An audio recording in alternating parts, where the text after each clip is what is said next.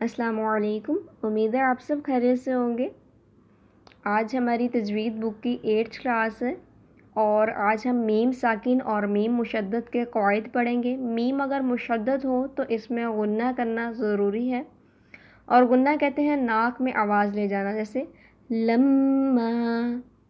تو ہم نے پہلے بھی پڑھا تھا، جب ہم نے غنہ پڑھا تھا تو تب ہم نے پڑھا تھا کہ حروف غنہ جو ہیں وہ 2 ہیں، نون اور میم، اور پھر پڑھا تھا کہ یہ کس حالت میں جو ہے غنہ ہوگا۔ تو ہم نے پڑھا تھا کہ جب اس پر تشدید ہوگی تب غنہ کریں گے، یعنی جب یہ دونوں حروف جو ہیں مشدد ہوں گے تب ان پر غنہ ہوتا ہے، میم اور نون، ویسے نہیں ہوتا غنہ۔ تو میم ساکن سے جو آگے 3 قواعد ہیں اس کے، اسے ہے اخفا، ہائڈنگ، ادغام، مرجنگ، اظہار، کلیئر۔ تو اسے اگر میں پورا نام لوں تو ادغام شفوی، اظہار شفوی اور اخفا شفوی۔ سب سے پہلے بات کرتے ہیں اخفا کی۔ میم ساکن کے بعد با آئے تو غنہ کے ساتھ اخفا ہوگا، اس کو اخفا شفوی کہتے ہیں۔ میم ساکن کے بعد با آئے تو غنہ کے ساتھ اخفا ہوگا، اس کو اخفا شفوی کہیں گے۔ وَمَا هُم بِمُؤْمِنِينَ، وَمَا هُم بِمُؤْمِنِينَ، اخفا شفوی۔ پھر ہے اظہار اور ادغام۔ سب سے پہلے پڑھتے ہیں ادغام۔ ادغام کہتے ہیں کہ میم ساکن کے بعد میم آئے تو دونوں کو ملا کر غنہ کے ساتھ مشدد ادا کریں گے۔ میم ساکن کے بعد میم آئے تو وہاں ادغام ہوگا، اس کو ادغام شفوی کہتے ہیں، اور غنہ کے ساتھ ہونا۔ الیکم مرسلون، دیکھیں 2 میم اکٹھے ہوئے نا، تو یہاں پہ غنہ ہوگا۔ الیکم مرسلون، اس طرح کر کے، اور آسان ہے، ادغام شفوی کہیں گے۔ میم ساکن کے بعد جب میم آئے گا تو دونوں میم کو ملا کر غنہ کے ساتھ مشدد ادا کریں گے۔ کیوں مشدد کریں گے؟ کیونکہ 2 میم اکٹھے ہو رہے ہیں۔ الیکم مرسلون، کم، اس طرح کر کے ساؤنڈ ہوگا۔ پھر ہے اظہار، اظہار شفوی۔ تو میم ساکن کے بعد میم اور با کے علاوہ کوئی بھی حرف آ جائے تو وہاں اظہار ہوگا، یعنی غنہ نہیں ہوگا، اس کو اظہار شفوی کہتے ہیں۔ اور مثلاً جیسے یہاں پر میم ساکن ہے، اس کے بعد یا آ گیا، نہ تو یا جو ہے میم ہے نہ با۔ میم ساکن کے بعد آپ نے یاد رکھنا ہے،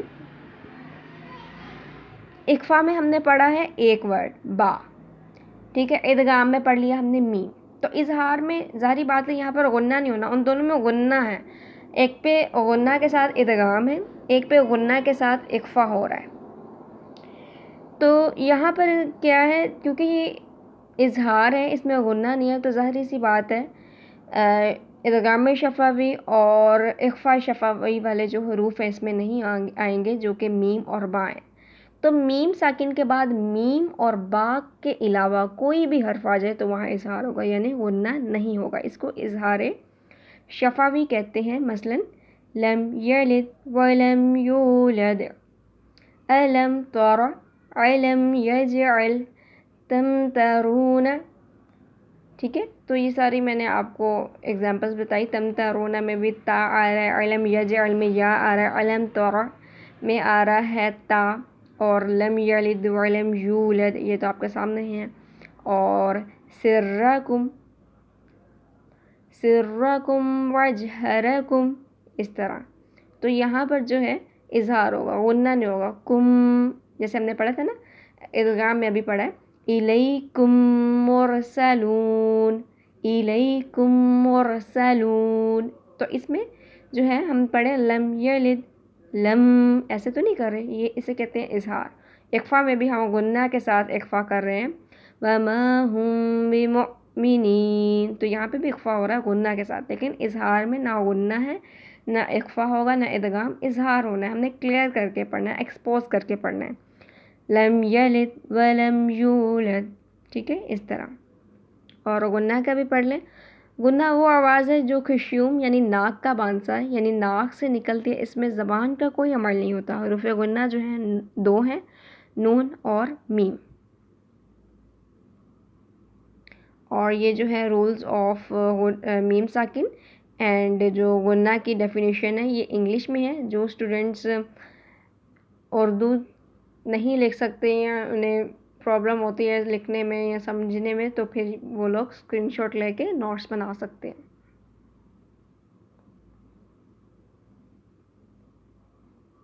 The meme sakina has 3 possible rules: اخفا, hiding, ادغام, merging, اظہار, clear. آگے ڈیفینیشن بھی ہے، آپ نوٹ بھی کر سکتے ہیں، اسکرین شاٹ لے لیجئے. اور الحمدللہ ہم اس کورس کے تھرو بہت سارے ٹاپک کور کر لیے ہم نے، اور بہت سارے کریں گے بھی انشاءاللہ تعالیٰ. آپ جو ہے یہ والا میں خاص طور پر ریکویسٹ یہ کرنا چاہوں گی کہ اس جو کورس ہے، اس جو ہے بک کی جو ویڈیوز ہیں اس کو ضرور شیئر کریں، کیونکہ یہ بہت ضروری ہے. کیونکہ یہ تجوید کے کورس کے ریلیٹڈ ہے، تجوید بک کورس ہے یہ، جو کہ میرا خیال ہے کہ ہم سب کو ہی سیکھنا چاہیے اور ضروری ہے، واجب ہے سب کے لیے سیکھنا. اور اس میں کوئی ایج لمٹ نہیں ہوتی، ایج ایشو نہیں ہوتا کوئی بھی. آپ اگر انٹرسٹڈ ہیں، آپ کو شوق ہو تو آپ کر سکتے ہیں. عمر کی کوئی قید نہیں ہوتی دین کا علم سیکھنے میں. اور تجوید جو ہے سننے میں لگتی ہے مشکل، لیکن بالکل بھی مشکل نہیں ہے. تو میں یہ ریکویسٹ ضرور کروں گی کہ آپ یہ والے جو لیکچرز ہیں اس کی ویڈیو ضرور شیئر کریں اپنے فرینڈس کے ساتھ، اپنی سسٹرز کے ساتھ، اور جو کوئی بھی آپ جسے جانتے ہیں جو کہ تجوید پڑھنا چاہتے ہیں یا نہیں بھی پڑھنا چاہتا تو آپ انہیں جو ہے موٹیویٹ کریں کہ تجوید پڑھنا کیوں ضروری ہے. اور ہو سکتا ہے کہ آپ کسی کو موٹیویٹ کریں اور وہ اس راہ پر لگ جائے، اور جب تک وہ ایک حرف بھی آپ کی وجہ سے صحیح پڑھتا رہے گا اور آپ کو ثواب ملتا رہے گا انشاءاللہ تعالیٰ. اور جیسے جیسے یہ چینج جو ہے آگے چلتی رہے گی. اور میرا خیال ہے کہ ہمیں خیر کے کاموں میں جو ہے بڑھ چڑھ کر جو ہے حصہ لینا چاہیے، اور ضرور جو ہے انسان کو دیکھنا چاہیے کہ روز ایک نیکی تو کرنی ہی چاہیے. اور جب انسان سونے سے پہلے بھی سوچے کہ آج میں نے نیکی کیا کی اور مجھ سے برائیاں یعنی گناہ کون کون سے ہوئے، تو نیکی جو ہے ایک تو دن میں ضرور ایک نہ ایک تو نیکی ہونی چاہیے. تو آپ یہ لیکچر جو ہیں وہ ضرور شیئر کریں دوسروں کے ساتھ، کیونکہ جو لوگ لائیو کلاسز میں شامل نہیں ہو سکتے ان کے لیے یہ ایک سنہری موقع ہے کہ وہ لوگ لیکچر جو ہے ریکارڈ ہو گئے ہیں جو میں نے اپلوڈ کر دیے ہیں وہ دیکھیں. اگر کسی بھی پوائنٹ پہ سمجھنے لگے تو آپ پلیز کمنٹس ضرور کیا کریں. اور کمنٹ سے جب کوئی بھی کمنٹس کرتا ہے تو مجھے بہت خوشی ہوتی ہے کہ لوگ جو ہیں کسی نہ کسی طرح انگیج ہیں ان لیکچرز کے ساتھ. تو اگر آپ کو کسی بھی پوائنٹ پہ سمجھنے لگے تو آپ پوچھ سکتے ہیں. اور اگر واٹس ایپ کلاس میں شامل ہونا چاہتے ہیں، واٹس ایپ گروپ میں جس میں کہ تجوید گروپ ہے جو کہ لائیو کلاسز ہوں گی اس میں، اور آپ کو جو ہے آپ کی ساری جو اس کورس کے ریلیٹڈ کوسچنز ہیں اس کے جواب دیے جائیں گے. تو آپ کمنٹس کے تھرو اپنی رائے کا اظہار کر سکتے ہیں. تب تک کے لیے مجھے دعا میں یاد رکھے گا. اجازت دیجیے. اللہ حافظ.